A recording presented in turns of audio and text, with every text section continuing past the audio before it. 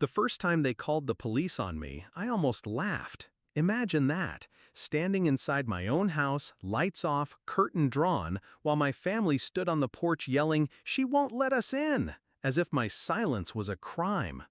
The officers left when I showed them the deed. But the message was clear. My blood relatives saw my house not as mine, but as theirs. That was the night I stopped being their doormat. It hadn't always been this way. When I bought the house, keys trembling in my hand, I invited them in with pride. My first place, my sanctuary. I thought family would celebrate with me. And they did, at first. Cookouts on the weekends, sleepovers just for fun. But soon, their visits weren't invitations. They were expectations. We were just in the area. That was their excuse every Saturday. My living room became their lounge, my fridge their pantry, my time their entitlement. The first betrayal wasn't loud. It was a slow invasion. I noticed it in the details. My towels missing, cabinets rearranged, receipts for groceries I never ate. One afternoon, I came home early. My cousin's car sat in the driveway. Music thumped inside. When I opened the door, my own relatives froze mid-laugh, drinks in hand, as if I was the intruder. I didn't explode. I walked out, locked the door, and stood on the sidewalk until they filed past me one by one. None apologized.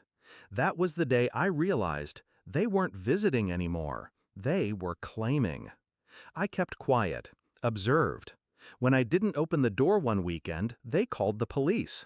When the police left empty-handed, my family doubled down. "You're selfish," they spat. "You think you're better than us." That night, I made my decision. I wouldn't scream. I wouldn't beg. I would take everything back. Clean, precise, legal.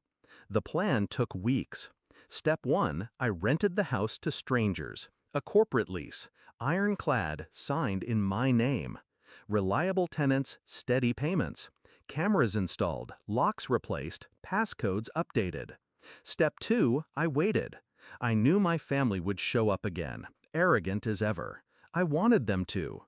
The day came. A Saturday, of course. I was parked down the street, watching.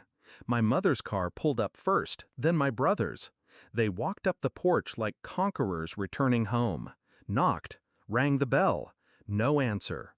Then, bold as ever, they tried the handle. But this time, the door swung open. And instead of me standing there, strangers appeared. My tenants. A young couple, polite but firm. "Can we help you?" I saw the confusion ripple across my mother's face. My brother stammered, This is our house." The tenants shook their heads. "No, this is our house. We signed the lease last month." My family stood frozen on the porch, realization sinking like lead. My phone buzzed within minutes. Calls, texts, rage spilling across the screen. "What have you done? How could you rent it out? Where are we supposed to go?" I let them burn. Finally, I answered, my voice calm. "You called the police on me for not opening my door, so I solved the problem. It's not my door anymore." The silence on the line was delicious. The fallout was immediate. Their weekend routine shattered, their entitlement gone. They couldn't barge in, couldn't rearrange my life, couldn't touch what was mine. They tried guilt, they tried threats. Nothing worked. The lease was legal, airtight. My house was no longer a stage for their dominance. It was a locked fortress. Do I miss them? No. Family isn't blood. Family doesn't force themselves into your home, call the police when you set boundaries, treat you like a trespasser in your own life. What I miss is the illusion that once I thought they would be proud of me, that my house would be a place for love. But illusions burn, and when they do, you see truth clearly. Now, when I drive past on weekends, I see my tenants' cars in the driveway. Laughter spilling from the windows. A life being lived, not stolen. And my family?